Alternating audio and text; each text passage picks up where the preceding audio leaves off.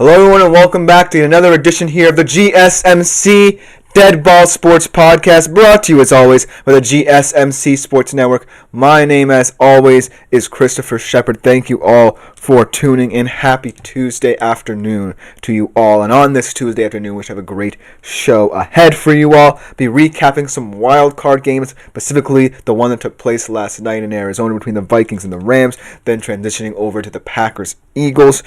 Then we'll be looking at all the MLB Hot Stove rumors left to talk about concerning specifically the latest on Pete Alonso, Alex Bregman, and what could potentially be going down with the Dodgers and Yankees, both of those World Series finalists from last year.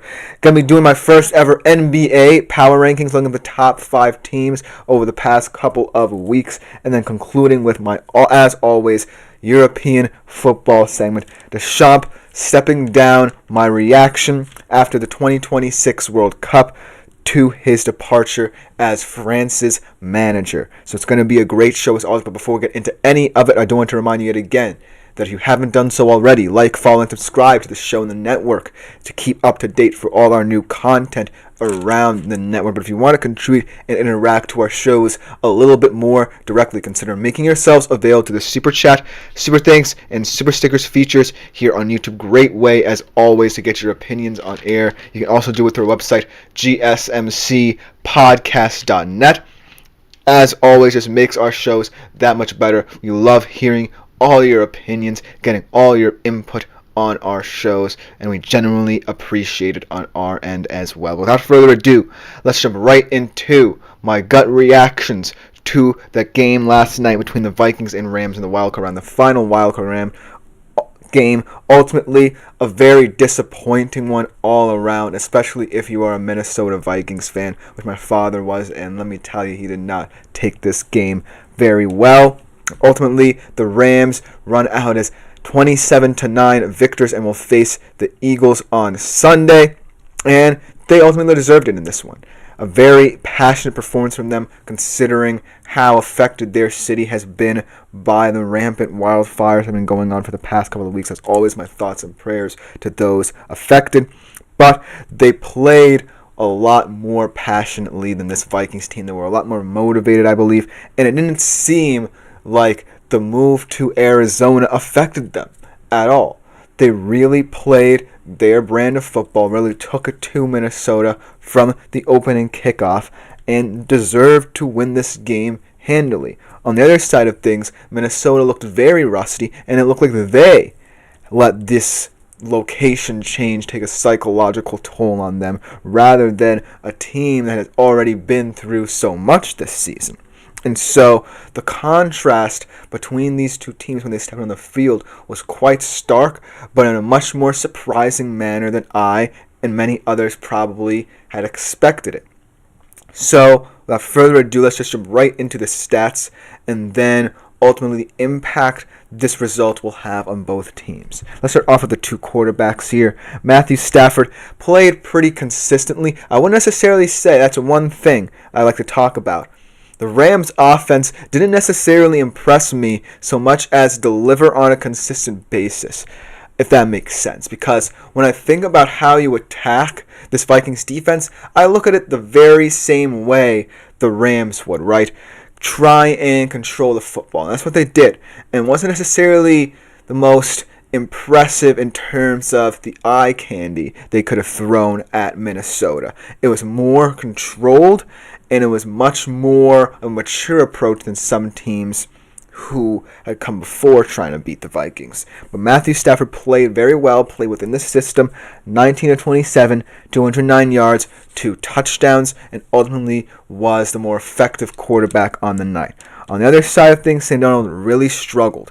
25 for 40, 245 yards, 1 touchdown, and 1 interception. And at face value, those stats look quite all right, considering it's his first ever playoff start. But then you add in what the Rams defense did to him, and then it becomes a little more glaring. 9 sacks from the Rams defense. Byron Young had 1.5. Another 1.5 for Kobe Turner. They're 2 young edge players. And then the interior of that line, as always, playing very well from Neville Gallimore, the more veteran, experienced player on that interior defensive line. all the way down to Jared Verse and Braden Fisk, the rookie sensations for them as well. And then the secondary, as always, held up pretty well against the versatility of that Vikings receiving core. And so that's why I really think this game went a little bit more unexpectedly than a lot of Vikings fans or just in general NFL fans thought it would, because a lot of people thought it would be evenly matched between these two offenses, right? Nobody really thought that, outside of, say, Minnesota fans who really thought that their defense would get home, and Rams fans who also thought similarly that this game would ultimately be a blowout in one team's favor. But I really do think that both the psychological toll the location change must have put on the Minnesota Vikings from the jump, and also the fact that the Rams really lived up to the blueprint that I had initially set out for them when I was predicting this game, really played into this game being a hefty blowout. And so that's what really shocked me, taking away a lot from this game. And then, of course, in terms of stars of the game for the Rams offense, because someone did really have to shoulder the load a lot more than previously. How about Kyren Williams really stepping up to the plate like I knew he would? 134 total yards, really effective both on the ground and through the air, and really was the difference maker between these two sides.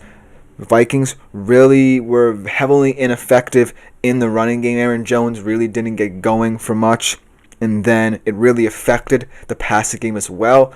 It really affected how Sam Darnold read the Rams' defense and ultimately kept on putting them behind the sticks as well. I guarantee you, if the Vikings had established the game through their running attack, things might have opened up a little bit more for Sam Darnold. But no, it didn't necessarily happen that way, and ultimately it led to him struggling a lot more than one would think. But then, all credit has to go, as always, to the Rams defense in a game like this.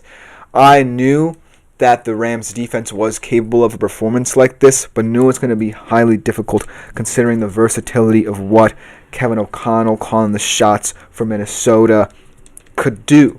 And so I was a little bit concerned with how this very fearsome yet young Rams defense would hold up against this Minnesota Vikings offense and the multiplicity of what it could do. But they held it very well. They were able to get home, and ultimately the Vikings O-line was heavily underwhelming as well. I think that's a big aspect as well as to why potentially Sam Darnold struggled as much as he did. And a lot of it could be placed on him, but the many injuries along the Vikings offensive line were pretty stark considering how they struggled last night. Obviously, Ryan O'Neal struggled with injury throughout the game. The loss of Christian Darrisaw, of course, the end of the season, really led to this offensive line's downfall, and they could not withstand the pressure the Rams were able to throw at them. And kudos also to Chris Shula, I believe the first-year defensive coordinator for the Los Angeles Rams. Kudos to his game plan, really getting home on Sam Darnold, causing him to struggle throwing the football, and ultimately causing him to struggle to read what they were doing on the back end as well, missing wide open guys, and ultimately not connecting as often as he could with his big stars in Jefferson, Addison, and Hockenson. But then, I do believe that for the future of the Minnesota Vikings, it's highly telling to get this blueprint of what a struggling Sam Darnold looks like. Because let's say the Minnesota Vikings do decide to invest in Sam Darnold in the offseason. Let's say they do decide to extend him and he doesn't go out and test free agency.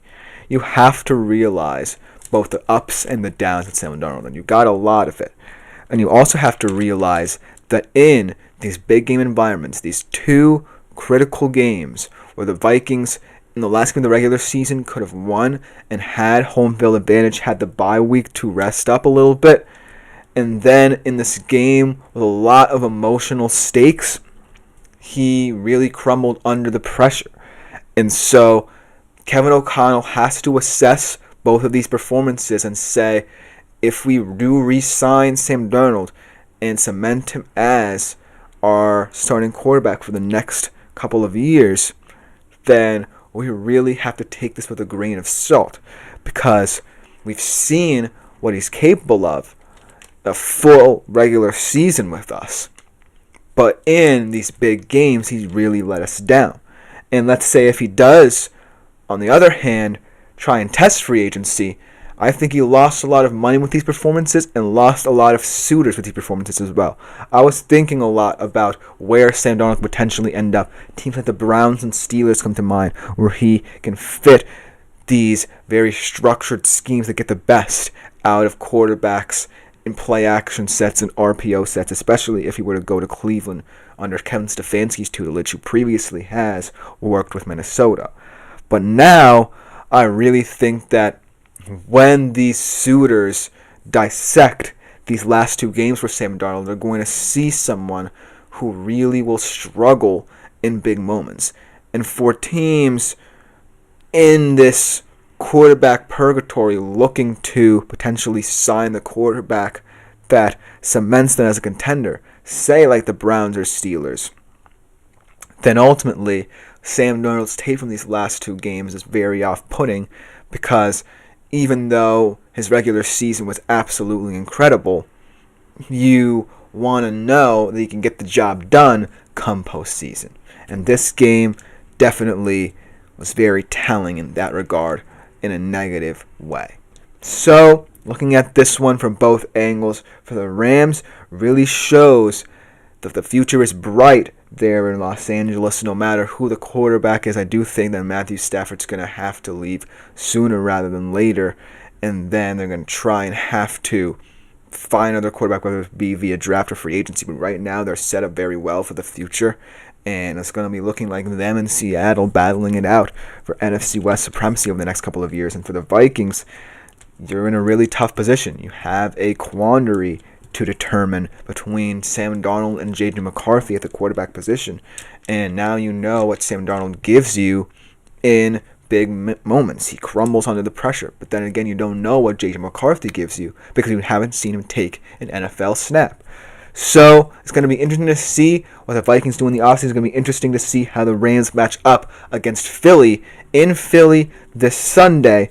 But let me know what you think about this game in the comments, because that will just about do it for my reactions. Coming next, we're going to be reacting to another game involving an NFC North team. The Packers taking on the Eagles and ultimately setting up the Rams-Eagles matchup this weekend. We'll be right back to talk about that side of things right after this short break. I feel like I'm losing my mind. Is everybody in the world blind? Please, Lord, give me a sign, a sign. I feel like I'm losing my mind. Is everybody in the world blind? Please, Lord, give me a sign, a sign. I wanna be the greatest. Everybody on the fake shit. I look around and feel like everybody is the fakest. I make this every day and I'm impatient, hoping one day I blow up from the basement. Statement, the top is so vacant. I don't hear shit that I think is amazing. Waiting for my day when I'm playing sold out shows for 1,000 faces. Hey, give me that crown, get in my way and to be put down. It ain't your place, all this my town. If I want that shit, then I'll get it right now. I'm losing it, the noose it fits. Some losing shit, a stupid myth. You choose to live or choose to dip. You choose to fight or lose your grip and lose a gift. I feel like I'm losing my mind. Is everybody in the world blind? Please, Lord, give me a sign, a sign. I feel like I'm losing my mind. Is everybody in the world blind? Hello everyone and welcome back into the GSMC Dead Ball Sports Podcast, brought to you as always by the GSMC Sports Network. Before we get into our second segment of today's show, I do want to remind you as always to consider making yourselves available to the Super Chat, Super Thanks, and Super Stickers features here on YouTube in order to contribute, interact a little bit more directly with the show, if you so choose. You can also do it through our website, gsmcpodcast.net. You can also leave any tips or donations if you so choose as well. There is genuinely appreciated by all concerned here in the network. It just makes our shows that much better because of your input. Without further ado, let's jump right into our second wildcard game reaction of today, talking about another NFC North loss in the NFC side of the bracket. The Packers taking on the Eagles. And this game was very much like the Vikings-Rams game, except I feel like the Packers losing might be even more disappointing than the Vikings losing, because remember, the Packers seem to be the team in the NFC North with all the momentum after last season. As the number 7 seed last season, they went into Jerry World, took down the Dallas Cowboys, really obliterated them on the road, then really played a very competitive game against the eventual NFC champion in the San Francisco 49ers on the road as well. A lot of hype before the season was centered around this team and their growth over the last season. But now, this year, they really underwhelmed and went 0-6 against the teams, the top 3 in the NFC rankings, the Vikings, Lions, and Eagles. And so that really shows a steep decline from where the Packers were at the end of last season to where they are now. And there are going to be a lot of questions surrounding this team in the offseason and what went wrong. A lot of people are going to point to the injuries. A lot of people are going to point to perhaps Jordan Love not progressing as a lot of fans and players or staff might have hoped. And others are going to point to, well, maybe they aren't just among the NFC's elite just yet. But either way, this was an embarrassing loss on the road to the Eagles in a game that I feel was there for the taking. Because while the Eagles certainly proved they're the far superior, far more physical team in this one, they didn't blow me away.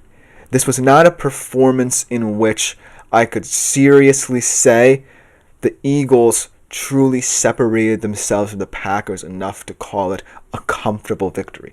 This was a 12-point game, and had Jordan Love had some weapons, played a bit more competently, then this could have been a closer game. And ultimately, it was a 22-10 affair, and we're asking a lot of questions with the Packers compared to the Eagles after this one. Let's talk about some stats and the future of both of these teams as Philly prepares for the divisional round matchup and the Packers prepare for a long offseason. Let's talk about Jordan Love's performance.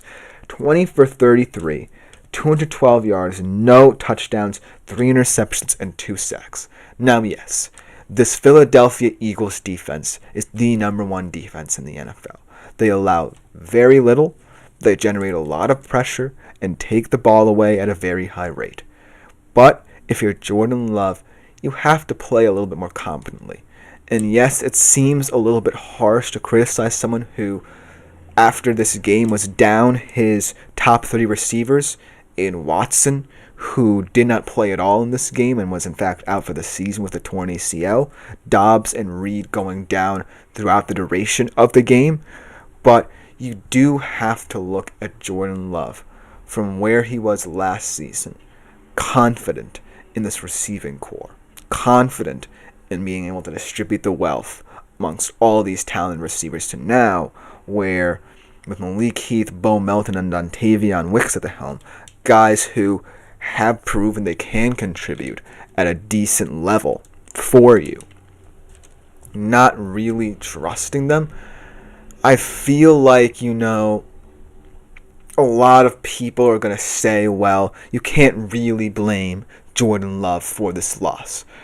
But considering the fact that he last season looked so different in the postseason compared to now, really leads itself to concern for a lot of Packers fans and a lot within the organization, because Malik Heath, Bo Melton, and Dontavion Wicks were there last season. Yes, they didn't contribute as much, but they're still integral parts of this multifaceted receiving core. They're still playing meaningful snaps week in, week out. It's just that they don't play as many as, say, a Jaden Reed or a Romeo Dobbs. And so to see that decline in Love, whether it be trust issues or just not reading the defenses that well, it's really telling to see this decline from Love. And hopefully he can get back on track. But that says something about his progression over the past 2 seasons. To the point where he's now someone who we're going to be worrying about a lot more rather than lauding over the offseason. And then on the other side of things, Jalen Hurts. Because there was a lot of worry about Jalen Hurts' performance, considering the fact that he's coming off that concussion a couple weeks ago, was still in concussion protocol as soon as, 3-4 days before the game, practice, I believe, the Friday before the game, and really proved that in certain moments when the Eagles needed to pass the football, proved that he could. But it wasn't necessarily a performance you were completely impressed with from a passing perspective. It was 13 of 21, 131 yards, 2 touchdowns, and yes, he looked like, at the very least, he was stable and competent enough to lead the Eagles to victory, but chances are, against teams like the Commanders, Lions, and Rams, their defenses are going to ask a lot more questions of Jalen Hurts. They're going to put a lot of pressure on his shoulder to carry them to victory, whereas Saquon may just be the quote-unquote sacrificial lamb in those situations, right? Where he's going to have to really carry the load against the NFC's elite. But Jalen Hurts did prove that he could stand back there and deliver a performance where he's not turning the ball over and he's really controlling the clock, which the Eagles really love to do. And so, along with the defensive game plan, it worked really well. But I do want to see what he can do against a team like the Lions or the Rams in the championship round should they get there, because of how this Eagles offense is set up. Right? They run the football, control the clock, and as a result allow this number 1 scoring defense to wreak havoc. And if they can't get to that against these teams who, with the Lions, can put up a lot of points, with the Rams have proven they can play some of the better complementary football on your side of the bracket, then that becomes a worry. But Jalen Hurts did prove and kind of dispel any notion of the concussion rumors that at the very least he can keep the ball with the Eagles and control the clock. And then, of course, Saquon had a major impact on this game. 25 carries, 119 yards. And in terms of that last play, it was a smart football play, right? Obviously, you might have wanted to make the score look a little bit better for your team, but Saquon did the right thing in taking that slide and ultimately preserving the win. But now let's talk about the most impressive factor of this game. This Philly defense, because it is, I believe, the best remaining defense, not just on the NFC side of the bracket, but perhaps in the entirety of the teams in the playoff field. And so I do feel like when we look at Philly, in moments of offensive stagnation, this defense has proven that it can complement the inefficiencies and bolster the inefficiencies, most importantly, of this offense. Nolan Smith was a star for me, wreaking havoc on Zach Tom, who up to that point had been a stellar offensive lineman for Green Bay with 2 sacks. And then, of course, Zach Bond, one of the best free agent acquisitions by any team this past offseason. Darius Slay, the grizzled veteran who blends a aura of sensibility and experience to this secondary. And then Quinyon Mitchell, the young guy who I really like, all with the interceptions of Jordan Love, and ultimately one of the more comprehensive defensive performances of the weekend until the Rams showed up and put that hammering on Minnesota. It's going to be a really interesting game next week between the Rams and the Eagles. And I'm really excited to see how both of, as Tactical says, Baltimore's equal to the Eagles IMO. But I do think the Eagles have been more consistent throughout the year. I feel like you're right about Baltimore's defense stepping up. But remember, this Baltimore defense wasn't really that fantastic to start the year. They grew into the season, and the Eagles have been doing this all season long. But I do agree that the Baltimore could be right on par with them, but I have to give the edge to the Eagles considering how comprehensive they've been all year round. But I do appreciate that comment. But as we conclude this segment, looking at the future of the Packers, it's certainly a little bit more dire as Tactical also shouts out Cooper DeJean, who we cannot forget in that secondary as well. But concerning the future of the Packers, I feel like it's a little bit more dire compared to last season, right? When there was a lot of hope and optimism surrounding them. This year, I feel like as a team in the very competitive NFC North, all their deficiencies, all their losses to the NFC's elites kind of went a little bit unnoticed. And as a result, people really started to believe that this Packers team was more than the sum of their parts this season. Whereas the reality was they were living under a mirage. Because a lot of people chose this game as a popular upset pick. A lot of people thought the Packers had enough offensively to overwhelm this stellar Eagles defense. But that was not the case. And quite frankly, a lot more people should have seen this coming. And it's going to be a very long offseason where the Green Bay Packers could have be thinking about what could have been this season compared to where they were last season. So I'm not necessarily certain the Green Bay Packers are going to consistently make the playoffs in the Jordan Love era that consistently anymore. And I'm really intrigued to see how they try and make adjustments to this team when everything seemingly went wrong at the absolute worst time for them.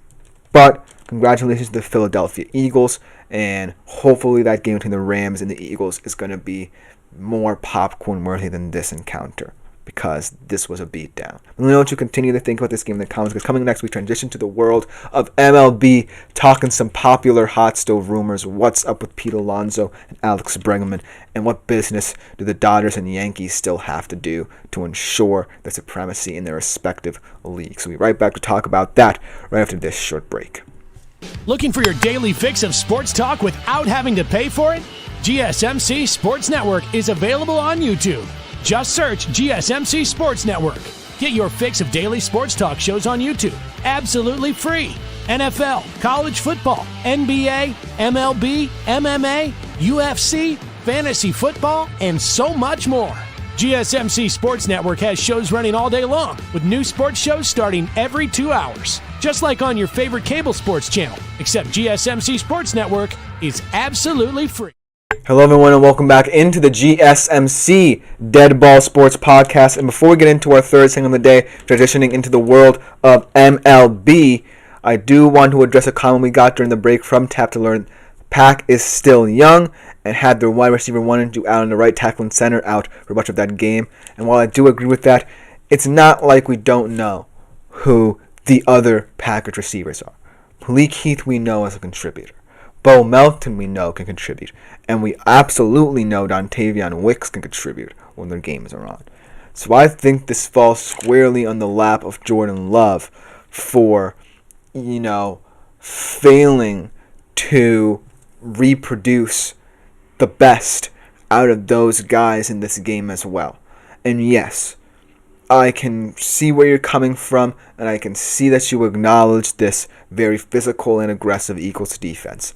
But this Packers team, from where they were last year, in the wild card round as an upstart 7 seed, taking down the Dallas Cowboys, to now, where everyone thought they were the next big thing in the NFC, and yet losing in an absolutely embarrassing letdown of a game to Philly, you can start to see why excuses can't continue to be made for this team. So while I appreciate this comment and definitely see where you're coming from, we have to start asking more questions about this Green Bay Packers roster, and they're going to have to start answering them in many different ways. But now let's get into the world of MLB a little bit more, talking about more hot stove rumors over the past couple of weeks, specifically about two big players still out there in the market and two teams coming off World Series appearances that could continue to either bolster or kind of, how do I put it, lessen. I don't want to say a lesson because the rosters are already world-beating squads, but ultimately they'll quote-unquote lessen their squads, for lack of a better term. Without further ado, let's just jump right into it, starting off with one of those players. How about the sweepstakes concerning Pete Alonso? When and where will Pete Alonso sign? Now, obviously, as one of Scott Boras's clients, this is going to be a saga that will take a long while to determine because Scott Boras plays hard to get with all of his clients. And so we don't really know Pete Alonso's proper valuations just yet. I do know it's going to be in the region of 200 to 10 million. And we're going to use a lot of those mid-2010s contracts for players like a Prince Fielder as their blueprint. And I've already heard they pitched their offer to the Mets. I believe it's a 3-year, $200 million deal or somewhere around that region. But I do believe that all bets are off here. And while I do think that Pete Alonso really wishes to stay in the Big Apple, I can see other teams entering the sweepstakes, very specifically the Toronto Blue Jays. They're going to be in the Roki Sasaki sweepstakes, and maybe we'll talk about what's happening in those sweepstakes a little bit next week and how that could impact the signing of someone like a Pete Alonso. But I do think that of all the teams looking for a power bat, the Toronto Blue Jays are most intriguing, and they have a lot of assets that potentially the Mets will be interested in trading for. Potentially a guy like a Vladimir Guerrero, potentially a guy like a Bo Bichette, who, yes, have struggled over the past couple of years and haven't looked like their usual selves, but still could intrigue the Mets and this really talented roster. And remember, they're already investing so much into their payroll thus far, over $910 million already. So maybe they're starting to think, well, as much as we want to keep Pete here, why don't we try and look for a cheaper option? Because that's where I think the Mets' whole mentality is going. They want to maintain a talented roster, and yes, they understand that it might come with a bloated payroll, but at the end of the day, I do think they're going to want to start looking for players who will cost them less, but could also impact this team more than we would initially think. So that's where I think if Pete Alonso decides to explore pastures new, where the Toronto Blue Jays would be appealing suitors, and potentially the Mets could get a nice little package deal out of it. But I do still think the ball is in the Mets' court, and Scott Boras and Pete Alonso really want it to work here. And I believe Steve Cohen does as well, because Pete has been a mainstay for this Mets roster over the past 4 to 5 years. And I feel like to lose him, we'll lose one of the heartbeats of the New York Mets team, one of the heartbeats of their culture. And so whatever Steve Cohen has to do to get it done, I just genuinely believe he should do it, because Pete Alonso in a different uniform than the New York Mets just feels weird to me. And I do believe that if he goes to Toronto, yes, he could fix a lot of their problems, but I don't necessarily believe that, he could be as talented there as, say, Vlad Guerrero or Bo Bichette. But I do think that that avenue could still be explored in the near future, should this deal take a little bit longer. But ultimately, I think that is going to be one of the more interesting storylines to follow over the next couple of days. Speaking of interesting storylines concerning an integral player in MLB culture in terms of the future of this league, maybe not necessarily the immediate future of this league, but definitely the near future, Alex Bregman. And one of the top rumors concerning Alex Bregman is a potential move to the Boston Red Sox, which would be really bizarre considering all the depth in both their roster already and in their farm system in terms of their infield prospects. A lot of movement's going to happen. Guys like Tristan Casas might have to move around. Maybe Jarren Duran would have to move around to accommodate them, and will impact what they would do with guys like Marcelo Meyer and guys of that magnitude in their farm system.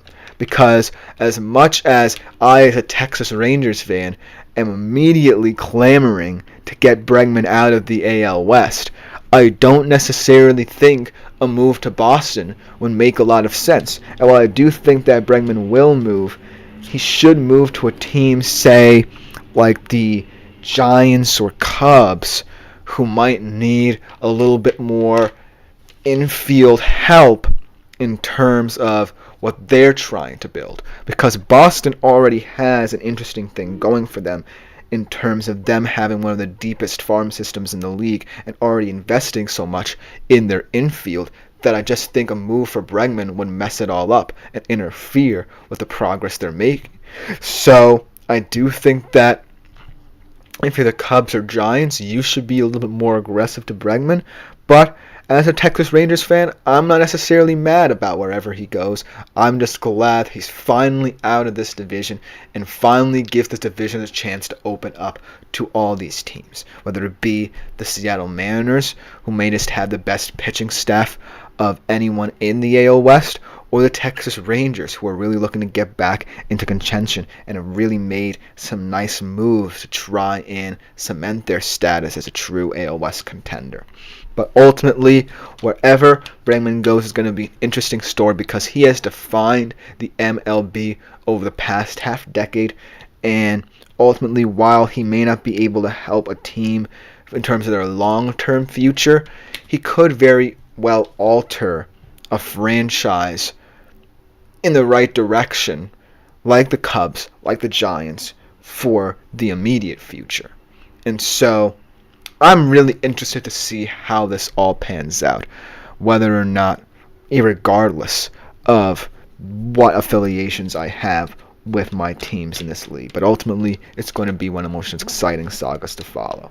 And then last but not least, let's talk about our two World Series finalists and the business that they have already done in terms of really bolstering these rosters and what they could potentially do to kind of reduce them, potentially. Let's talk about the Dodgers, our World Series winners, just because they are the team that really has bolstered their squad a lot and really has left a lot of dead weight towards the back end of their roster.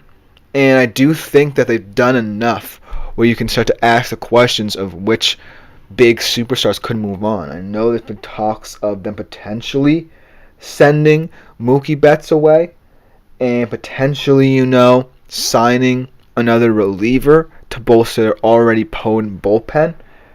But ultimately, the Dodgers are a team that can afford to think about these teams, right? As a World Series winner, as a team that has the world at its fingertips, they really can play around with this roster as much as they like, and chances are it wouldn't feel like it's been tampered with in the slightest the way they've been playing on the field. And then on the Yankees side of things, I feel like they've also had a very underrated offseason as well. To compensate for the loss of Juan Soto, they've made some very nice additions. Whether they will work out is the question. But I do like, most importantly, the fact that they diagnosed a need that fans have been clamoring for the past couple of years in signing Max Fried. That will really help the rotation a lot, balance it out.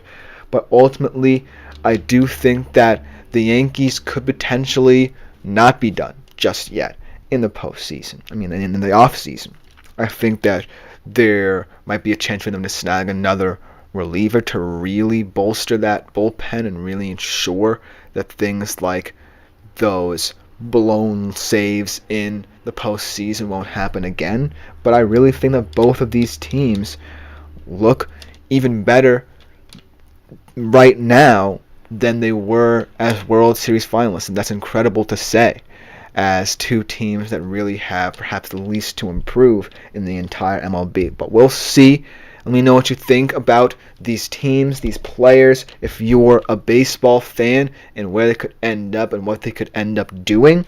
But ultimately, that will just about do it for this segment. And coming up next, we transition to the world of the NBA, where I do my first ever NBA power rankings, looking at the top 5 teams in the league when we come back after this short break.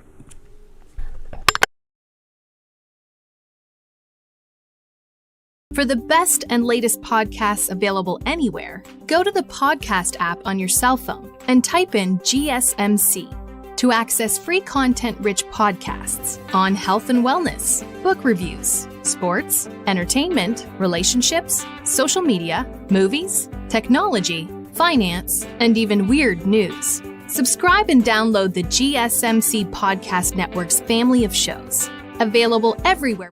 Hello and welcome back into the GSMC Dead Ball Sports Podcast, brought to you as always by the GSMC Sports Network. And for our fourth segment of today's show, let's talk a little bit of NBA. Shall we? With my first ever NBA power rankings, ranking the top 5 teams in the league according to me. And ultimately, I don't necessarily know that much about what's been going on in the NBA this year, but from what I've gleaned, I'm pretty happy with this list of teams at the top 5. All could, at the end of the season, have a superior chance to the rest of the league to lift the Larry O'Brien Trophy. I really do believe that any one of these teams could be a finalist on either side of the bracket, on either conference. But ultimately, let's just jump right into my first ever NBA power ranking, starting off with number 5, a team that I really think will get asked a lot more questions in the playoffs than now, because they do have a couple of questionable losses already, but I do feel like they're going to be tested a lot more come the postseason than they are right now, and that is the New York Knicks. And the reason I say that is the New York Knicks can get by with really giving heavy minutes to their starting 5 in the regular season. And yes, we'll talk about the questionable losses to the Detroit Pistons and to the Thunder at home. And yes, it's the Thunder, but you really want to be competitive against a team like that if you're the New York Knicks and you want to compete for the NBA championship. But ultimately, I do think that all the questions of the Knicks' depth will feel a lot more important to the outcome of their season once they're actually playing meaningful postseason basketball than right now. Because I can complain about the depth issues. I can complain that your bench options are Landry Shamet, Ariel Hukporti, and Jacob Toppin. But it doesn't necessarily seem to matter that much to a lot of people now than it will then. And they sit third in the Eastern Conference standings, a very favorable position, but I do believe that a lot of these play-in teams in the Eastern Conference could hurt a team like the Knicks, could really challenge their depth in the postseason. Who's to say that Detroit potentially in a first-round series can affect them a little bit more with the play of Cade Cunningham and what he could prove last night? Who's to say that the Magic, with their incredible defense, can't really stymie the Knicks come postseason time and really challenge their depth? A lot of those questions will come up in the postseason, but for now, I do believe they are worthy of a top 5 spot in my rankings. And ultimately, until this trio of Mikal Bridges, Jalen Brunson, and Karl Anthony Towns falters in a hefty loss, much like they won against OKC, and really can't prove they can weather the storm that Tom Thibodeau puts them through, then that's when I start to lose faith in them. But until then, and until the day when all 3 of those guys can be effective for them, I choose to believe that they are a top 5 team in the NBA, and a lot of you will too. But coming in number 4, potentially the surprise team of the season thus far. We have a couple of surprise teams in these rankings, but I think they're more deservedly so. This team, really no one saw coming, but kudos to the incredible coaching philosophies of Ime Udoka leading this Houston Rockets team. That's a fantastic mixture of youth and experience. I really like what they're doing, both on the offensive end, really trusting a guy in Jalen Green who has some of the best explosiveness in the league, can really accelerate to the rim very well, balancing it out with rookie Amen Thompson, playing like one of the best rookies in the entire NBA, could be a sneaky defensive player of the year candidate, and then Fred VanVleet, a veteran point guard leading this team. I really love what they're doing, and let's not forget about Alperen Şengün. I really love the smaller big man, and the way he plays on both ends of the court is just beautiful to watch. Beautiful fundamental basketball that Ime Udoka is instilling into this young team, and they deservedly sit second in the Western Conference, and I'm not shocked to think that this could be a team competing for the NBA championship, and say taking the Thunder, who, surprise, surprise, are in this rankings, to 7 games in a Western Conference final setting. I do believe that this Rockets team is surprising no one anymore, and it's going to be tough in a very loaded Western Conference to make it there, but they're highly capable of doing that. This is not a young team where one inexperienced player will take the whole ship down. This is a very well-coached team, and they really lean into these fundamentals very well. And so, if Ime Udoka can prove that his stint with Boston leading them to higher heights is not a fluke, then this Houston Rockets team could quickly become the most dangerous in the entire playoff field come postseason time in the NBA. So that's why I think the Houston Rockets deservedly sit in the top 5 in the rankings, and as a potential dark horse, not necessarily a dark horse standings-wise, but a dark horse considering where they were at the start of the season in terms of people's expectations now to make the NBA championship. Then coming in number 3, a team that a lot of people will not be surprised are here, the Boston Celtics. And as a Boston Celtics fan, and as someone who knows the identity of this team and knows how well they can play and knows how badly they can also play, this feels like a semi-appropriate ranking for a team that has shown they still have the core and mentality of a championship caliber team, but still haven't necessarily put it all together comprehensively in a nice streak of games to show that they still are the cream of the crop. They're 28-11, but over the past couple of weeks, we started to see the cracks in the foundation. The three-pointers aren't hitting.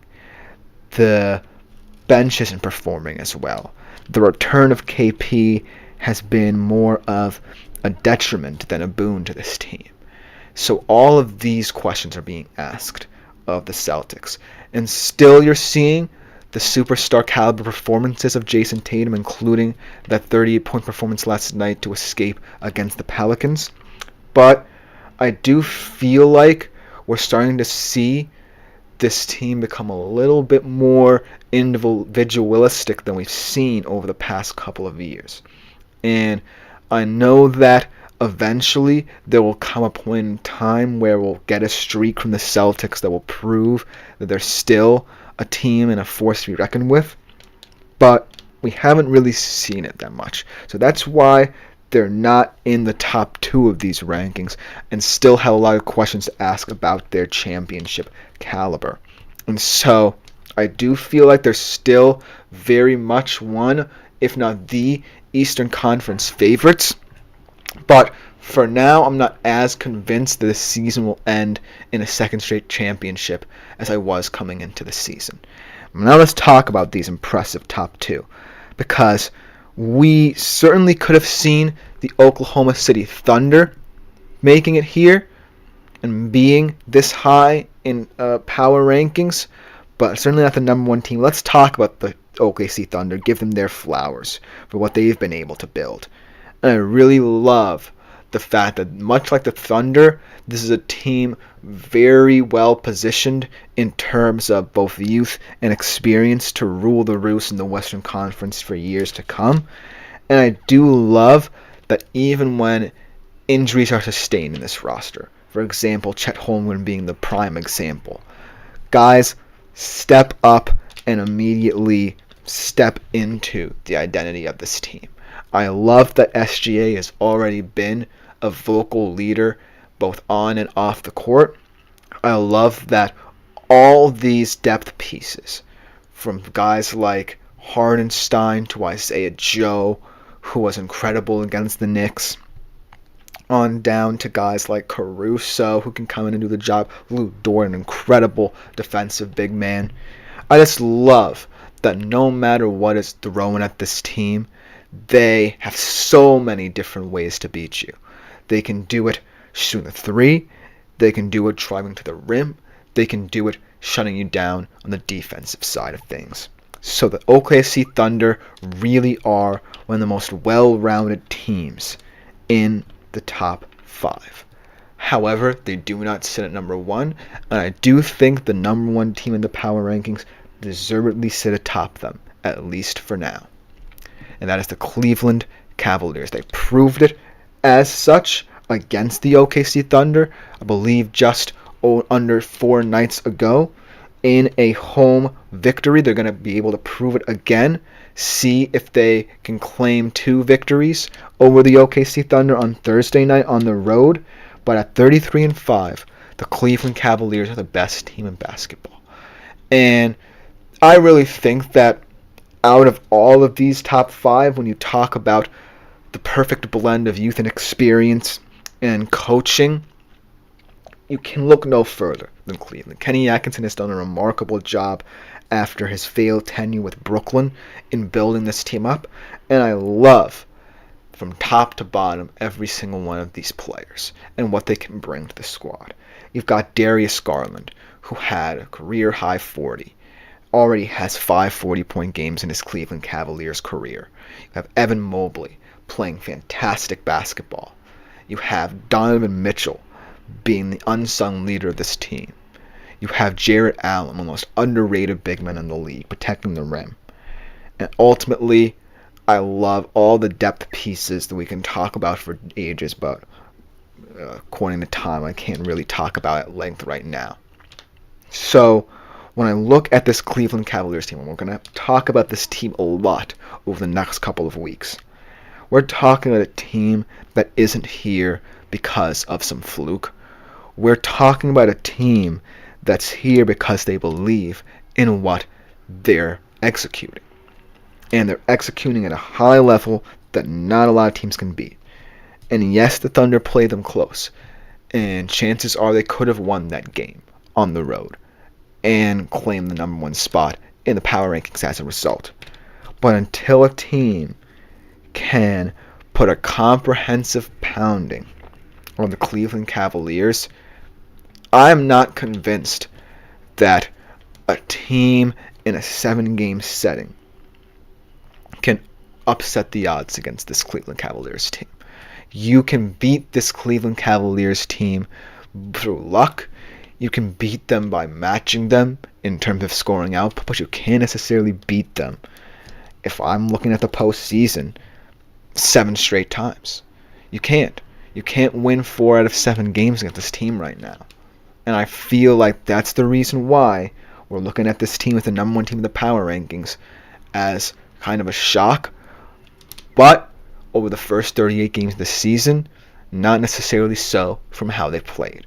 But let me know what you think about these rankings in the comments below, because that will just about do it for this segment. And coming up to conclude today's show, we'll be switching across the pond to big news from the France camp. Didier Deschamps, their longtime manager, stepping down after the 2026 World Cup. My reaction after this short break.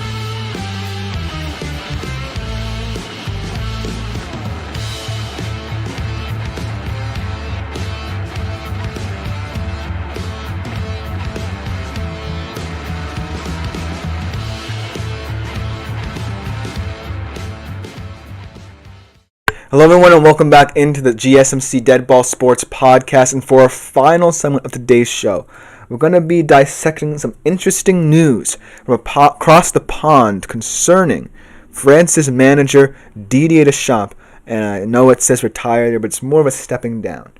He just announced that after the 2026 World Cup, his long and illustrious tenure as France's manager will come to an end. And this is very important news for the future of not just French football, but international football as a whole, because Didier Deschamps was a defining manager for many years for this French side. Led them to World Cup glory, led them to Euros glory as well.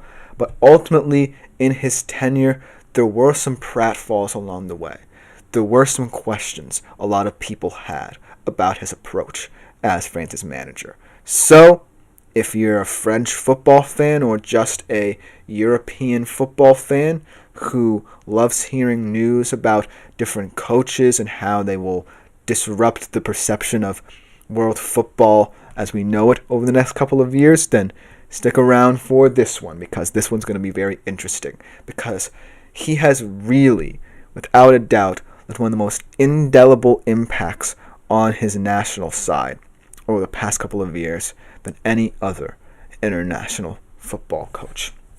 But ultimately, there are some things that have to be tied up in the Didier Deschamps era.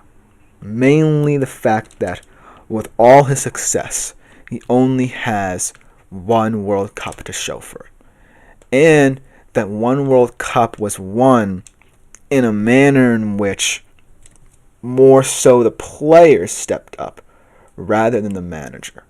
And Didier Deschamps really was, for many years, the prototypical international football manager, really letting the players play rather than trying to interfere too much with things like tactics and formations. And he really laid the blueprint for a lot of these managers now. Julian Nagelsmann comes to mind in terms of adapting, if you were a domestic football manager, to the international game. But the reason why I feel like this is coming at an appropriate time in his French managing career is because Didier Deschamps really has proved that this style of coaching, at least on the international stage, can stagnate when your players and when your nation reaches a certain point. That's what happened with Germany, and now they're trying to rebuild back to where they once were. And that could happen to France if they don't get this next head coaching decision right, or managerial decision right, so to speak. Let's look at his tenure as not just a French manager, but a French player, because it really started when he was a French player. This French Revolution, so to speak.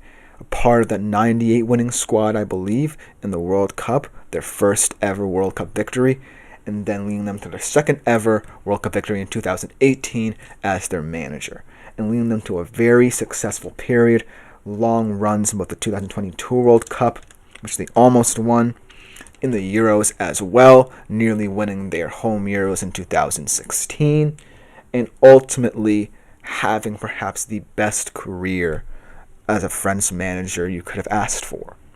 But the reason why I feel like this announcement came at the perfect time for him is because he was stagnating. If you look at the last couple of performances, especially in the Euros last year, they were outclassed by a much superior Spain side. And then in the 2022 World Cup, where in the final, it definitely felt more so about Mbappe's heroics than anything Deschamps did to get them back into that game, where you saw this French side really not showing signs of progression, rather a kind of de-evolution to where they were kind of at the start of Deschamps' tenure and how they improved throughout the midpoints of his career to now. And that's why I feel like his tenure, while being remembered as one of the best in French history, will also be remembered for certain failures in terms of failure to sustain this French period of success, win even more trophies than just the one in 2018. And so that's why I feel like time ultimately caught up to Deschamps in terms of this decision. But in terms of successors, I feel like this is an even more intriguing debate concerning the future of French football than Deschamps staying until 2026. Because a lot of people, we're going to talk about my potential pick as a successor and a lot of people's, but the reason being in terms of this French youth movement that they've been experiencing, why Thierry Henry certainly seemed like an intriguing candidate as well. And it's kind of going to be familiar faces for this French managerial position in terms of former players trying to make their cases to manage this team, as Thierry Henry has already managed the under 21s and 23s to Olympic success, winning the silver medal at the Summer Olympics last summer. But I think that the reason why Didier Deschamps decided to leave after 2026 was a smart one, is because it allows for the future manager to assess not just the guys like the Mbappés and Rabiots and Dembélés of the world, but the Barcolas, the Ulisses, the Bryce Sambas of the world as well.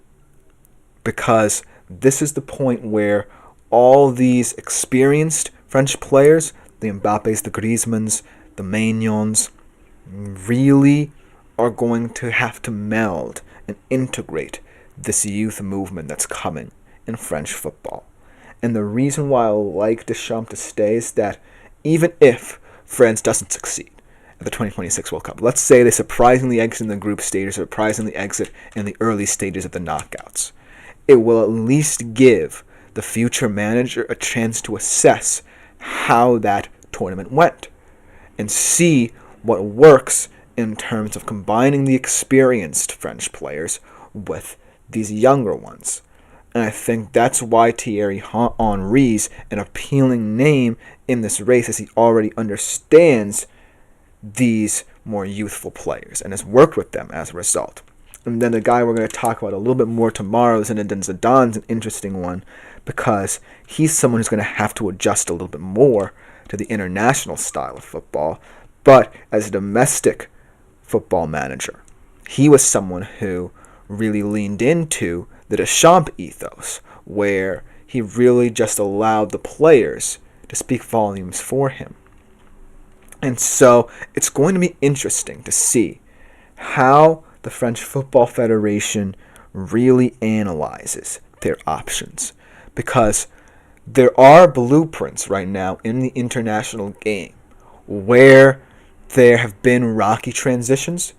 The Germany one notwithstanding, as they really struggled to replace a guy in Jogi Löw, who was really one of the most stable football coaches during his period of time, from Hansi Flick to now with Julian Nagelsmann's promise, and other teams as well who really want to get back to their glory days. But France is in a very unique position, because out of all these elite European nations, they're one that has the managers, they have the players to really sustain this period of success that Deschamps has set forth.